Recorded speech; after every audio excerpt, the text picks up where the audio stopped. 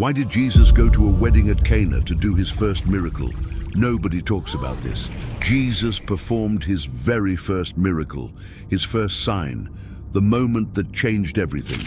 And it didn't happen in a temple. It didn't happen on a mountaintop. It didn't happen in front of thousands of important religious people waiting for something spectacular. It happened at a party, a wedding, in a small village called Cana, where people were laughing and dancing and eating and celebrating, and Jesus was right there in the middle of it. But why? Why would the Son of God, the creator of the universe, show up to somebody's wedding as his opening act? Here's the first thing nobody tells you. Jesus was invited. He didn't crash the party. Someone in that family knew Mary. Mary's son came along, and Jesus said yes to a party invitation.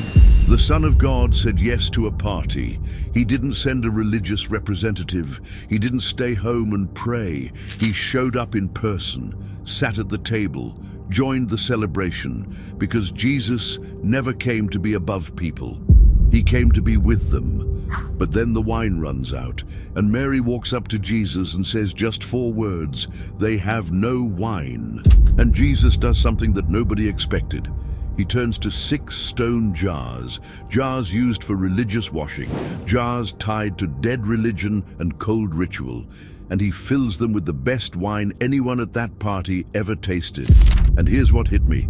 He chose a wedding to do it. Because all through the Old Testament, God described his relationship with his people as a marriage.